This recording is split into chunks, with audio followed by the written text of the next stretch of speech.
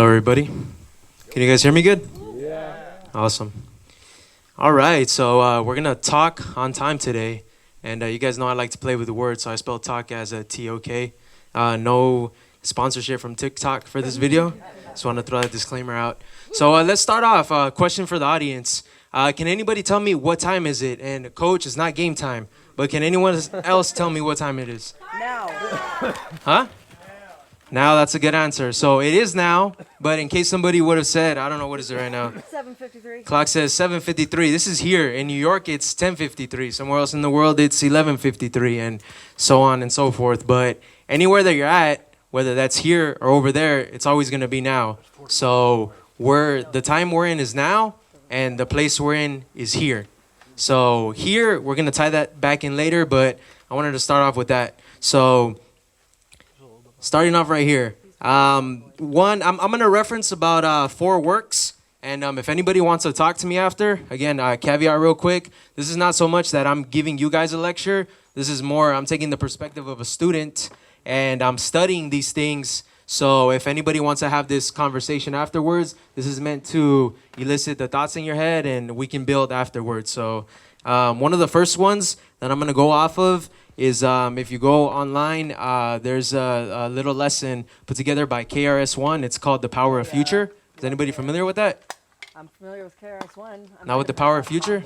Maybe. All right, so you guys want to check that out. So Why don't you just wrap it for tonight? another hour for that. So for the Power of Future, the whole premise of the talk, of the lesson, is that a future is your vision, what you're seeing, something that's going to happen. And if you look at the etymology of future, it comes from a futurus, which means about to be.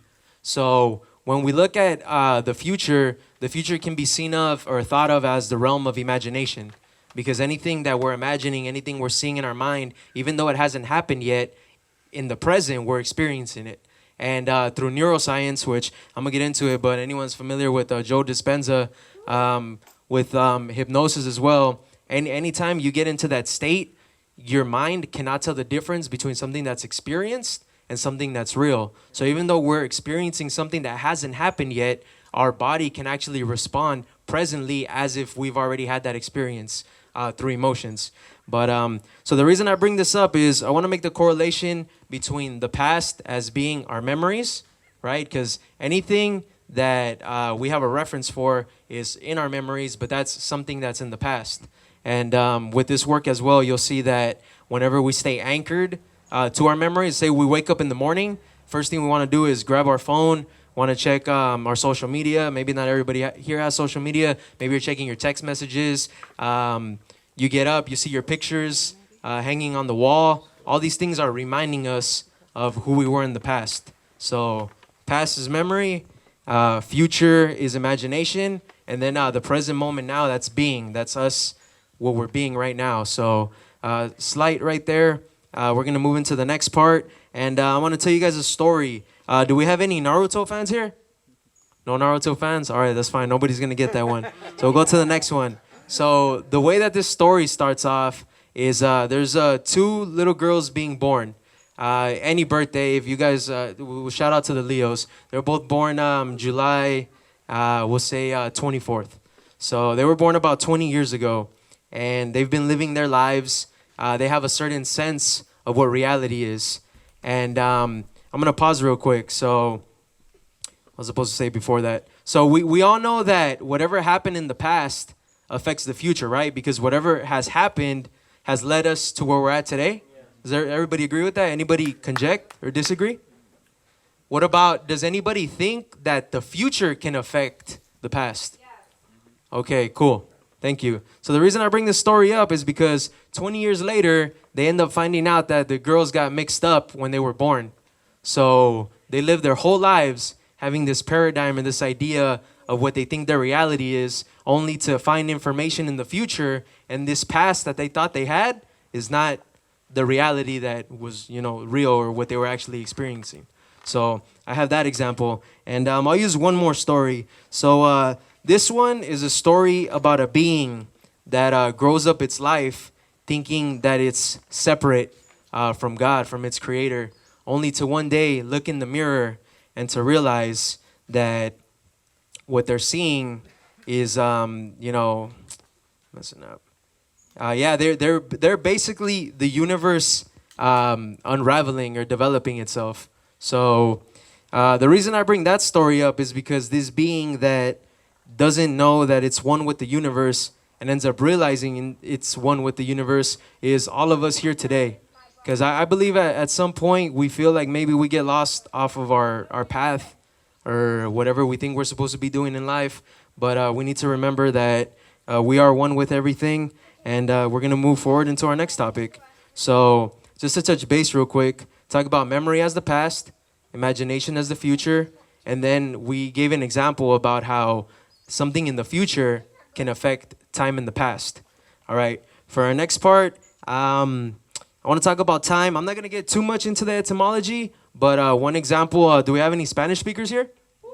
Right? What's Spanish? What's the Spanish word for time?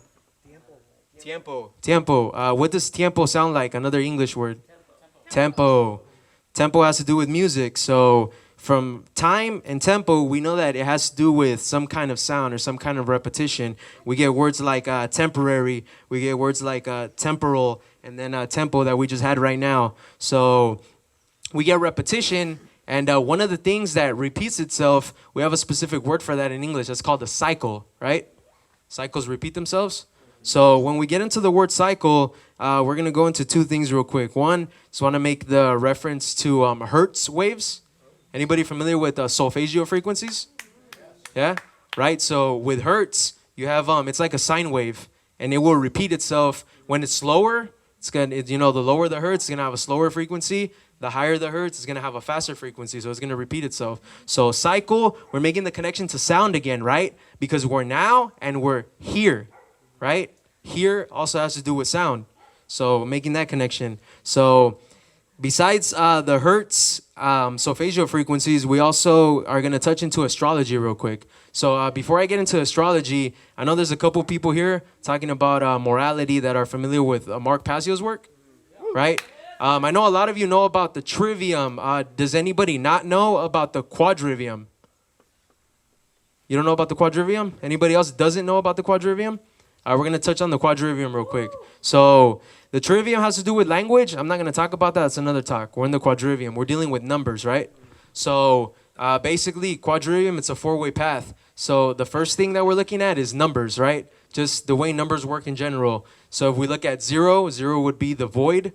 Nothing exists, but the potential of everything exists in the void. Then we get into the 1, right? And when we talk about the 1, if I say God, it's giving my brain a word to try to explain something that I want to maybe convey to somebody else. The problem is when we use a word like God, is we're creating an object out of God. So now if God is an object, God is over there now. Even though I gave God a word, God is over there now. So now there's a separation between me and God. So now it contradicts the idea of 1 in the first place, right? Then we get to 2. 2 is the duality, right? We have our opposites, our polarities. 3 is like considered one of the first real numbers, or it's the first real number because it has a beginning, a middle, and an end, and so on and so on. That's numbers, right? The second part of numbers we're going to deal with is going to be numbers in space, and that's dealing with our geometry. We have our 2-dimensional figures. We have our triangles, circles, squares. We get into 3 dimensions. We have our platonic solids, our cube, our octahedron, isosahedron, dodecahedron, tetrahedron, and did I miss one? Dodecahedron. So space, right? Numbers in space.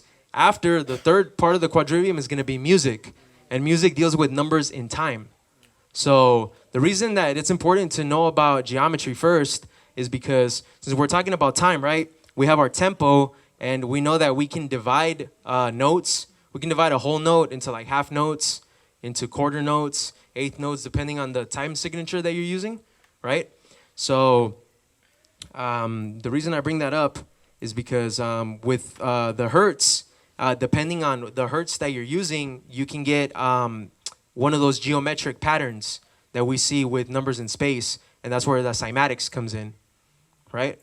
So we see cycles in time producing the hertz, which is also time, right? Because it's a repetition, and that's giving us these sound patterns. And then we're in the here and now. Okay. Another one too is getting into astrology. The reason I bring astrology up is because in the quadrivium, numbers in space, numbers in time, and then astrology or in space would be the way numbers function in space and time. So a lot of the geometric patterns that we see with cymatics, a lot of the harmonics and things we see in music is the same things that the planets are doing in the sky, right? So the reason I bring this up as well is as far as the way that we keep time, when we look at our clock takes minutes, seconds, and it takes hours. Hours is going to be related to Horus. Horus is the sun god in Egypt, right? So the way that, the other thing too is how many zodiac signs are there? 12. Right? How many numbers are there on a clock? 12, right? Because as we're going through the day, we spend 2 hours in each sign. And we go around. That's where we get our 24, right? That's where the clock comes from. And if we look at the sun, last time I was here, has everybody, when we think about the sun, has everybody seen like a sine wave or thought of like a sine wave for the sun's pattern for the year? Is anybody not familiar with that? I'll just start you guys off real quick. I'm gonna go quick. So we start off at Aries, right? It's at equilibrium. So I got like a line right here. Or do I have a line somewhere? I'll just do it right here. So I have like this equilibrium line. I got Aries right here. We're gonna come up to summer where we're here in Cancer, right? And then the crab moves funky. It looks like it's moving backwards. So when it gets to its highest point, now the sun's gonna start dipping down, right? Then it's gonna hit the middle point again. And before it goes down, it's going to reach equilibrium again. That's where you get Libra. It's bringing balance again to the season, right? Then we get to the bottom. We're going to get into Capricorn. And goats like to climb mountains. So the sun's going to start climbing again. And then it gets into Aries. And that repeats, right? If we see the moon, I don't know if we can, where the hell the moon's hiding right now. But the moon, that's another cycle that's going to repeat. Starts off as a new moon. Goes to crescent, quarter moon. And then a gibbous, and then it's a full moon, and then it goes back in backwards order to a new moon, and then it repeats itself. So the cycles, we're seeing cycles again, right? And when we look at time, it looks like time is moving linear and time is moving forward, but there's a couple of phenomena that actually do happen in astrology. And one of the first ones is going to be planetary retrograde. Everybody here is familiar with things go bad, Mercury retrograde, exes start hitting you up, things like that. All right, so with retrograde, the thing about a retrograde is a planet looks like it's going backwards in the sky. And I have like a little piece of paper. I didn't draw it that good, but if you look at the sun and Venus, they end up forming a pattern in the sky called the kiss of Venus. Anybody familiar with the kiss of Venus? No? Nobody's familiar with that? I know Ignacio is. But basically what happens is for every 13 years on Venus and 8 years on Earth, they end up doing a dance in the sky. And they end up, 13 minus 8 is 5. And you end up getting like a 5 petaled flower that they end up forming in the sky. And then you'll see that same pattern looking at the solfeggio frequencies with cymatics, right? So we're seeing the space and the time and the astrology in the sky. Time moving forward, but the retrograde is going backwards, right? There's another one that's big that they said it had to do with the Mayan calendar and everything. Precession of the equinoxes, right? With the precession of the equinoxes, the zodiac signs are actually moving backwards instead of moving forwards. So like right now, we're in, what are we in right now? We're in Cancer. The next sign is going to be Leo. But the precession that's happening or that the energy we're experiencing right now is supposed to be from Pisces going backwards into Aquarius. So even though like us with our time and the way we keep time, we're looking at planets moving forward, we're already seeing two phenomena astrologically of planets moving backwards, right? And I'm going to have a third one right here with astrology as well. Anybody familiar with the lunar nodes and eclipses, the way eclipses work? All right, so real quick, we have the north node and the south node, right, with the moon. And that's kind of like the north and south pole on the moon. And they're always going to be on opposite signs. So last year in December, we had an eclipse in Sagittarius. So for about a 1.5 year period, we had eclipses. They were happening in Sagittarius and in Gemini. Sometimes, rarely, it will happen in one of the what do you call it, the neighboring signs, but it's usually going to be all of them in the north and south node. So we just had Sagittarius and Gemini, and we just had a switch this year. So does anybody know what's the next sign after Sagittarius? Capricorn, right? What about what's the next sign after Gemini? Cancer, right? So that means if it's moving forward this year, we should have our eclipses in Cancer and in Capricorn. But we move backwards. We just had April and May. So at the end of April, while the sun was in Taurus, right? We had two eclipses. So the sun's in Taurus 2 times in the month. Once you're going to have the moon in Taurus, and you're going to have the moon in Scorpio. Those are the opposite signs. So what happened was at the end of April, we had the first eclipse. I believe that one was when the moon was in Taurus. And then exactly 2 weeks later, we had the other eclipse, which was when the moon was in Scorpio. So for this year, when the eclipses are happening, the next time there's going to be an eclipse is going to be when the sun is in Scorpio. So we're going to, if anybody wants a fact check after, it's going to be about, I think, one in October, one in November. It's going to happen the same way. So now when the sun is in the opposite sign, Scorpio, once the moon is going to be in Scorpio, and once the moon is going to be in Taurus. And when those two alignments happen, that's when we're going to get the eclipse. So the reason I bring this up, giving you the small lesson or the short lesson on the astrology, is because we look at the planets, and that's how we keep time with our hours and how we're going through the year. But yet we're seeing 3 cases astrologically where things are going backwards. So is time going forward or is time going backwards? Okay. Last thing I'm going to leave you guys with is, let's see. We made the connection with cymatics, the connection with the here and the now. Let me make sure anything before I move to my last point. Now that's everything right there. So the last thing I'm going to end you guys with is going to be from this book right here. It's from Dr. Joe Dispenza. It's the Becoming Supernatural. He also has something called The Formula. And on The Formula, in lesson, one of the lessons about the future, he talks about the future. He talks about the 3rd dimension and the 5th dimension, right? So with the 3rd dimension, we think about, the way we experience time is through space. So for example, if I'm at one point of consciousness, which can be like me standing here, and after I give my presentation, I want to go to my car and grab something, I have to move from this point of consciousness to that point of consciousness. Or in other words, for me to experience time, I have to move through space.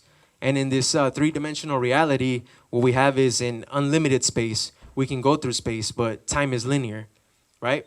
So when we get into the 5th dimension, or this dimension of 3D reality, we can call it space-time. And then we can call the 5th dimension as time-space. And some of the things are going to change between the two. You'll notice that when you're dealing with 3D, you have infinite space. But when you're dealing with 5D, you have infinite time. In other words, there is no past, there is no future, and there is no present. If anybody's ever gotten into like a deep state of meditation, you'll know that you lose track of your body, you lose track of space, and you lose track of time. You don't even know what time it is. You end up on the meditation as somebody else on the other side. But, there is no now, there is no future. And us talking about like the mind and the imagination, right? We can experience the future in the present. So just leading off this as well, another thing that factors into the way that we deal with time is distance. Anybody that likes math, we know the formula for distance is a speed over time. So like with relativity, they say that the faster you're moving, the slower time seems to be moving. So we're dealing with speed and time. However, when we're in like that 5th dimensional reality, there is no distance. So every like possibility of time is going on at once. And what else do I want to say? Where you want to be in 1 second. Exactly. Where you want to be? Let me see.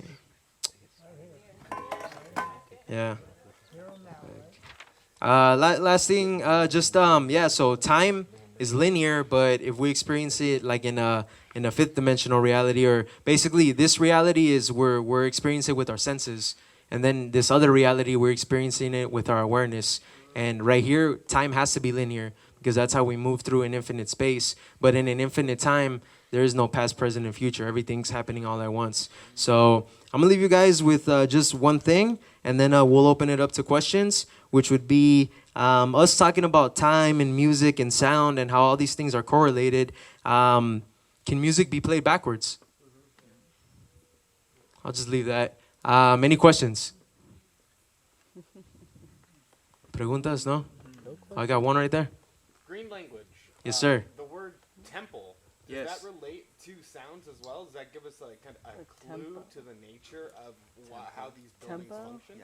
It might, because like you can Temple, pronounce that temple. like temple with like very subtle on the L. Yes. You could. After this, we gotta check. We'll hook up on the internet. We'll check out the etymology for temple. I need to add that one to this. Cool. Yeah. So where do you go to find these etymological breakdowns? Do you have resources for that? You mean like how I came up with this, or? Just how to break down words. Is there a resource you use to? Dictionary. Yes. You need two things. You need a lot of time and attention, and sometimes you need luck, where you don't need to spend that much time looking through things. Oxford Dictionary is really good at looking for roots and root words. Also, like recognizing like the knowing multiple languages, right? Because like I use the Spanish example. I'm not too fluent in many other languages. I'm sure there's probably a word in another language that starts like with the T and P. And I could have made the connection right there. But just me knowing Spanish, that was the first word that came to mind. Tempura. XM Online. XMTYM Online. Yeah, that one's I use good. that all the time. That guy does a lot of good research. That one's good. You can also, I think, on LibGen, I've seen a couple versions of the English Oxford Dictionary as well. Get that for free. Did Isaac have his hand up? Nope. All right, cool. All right, thank you guys for your time and attention. Have a good one.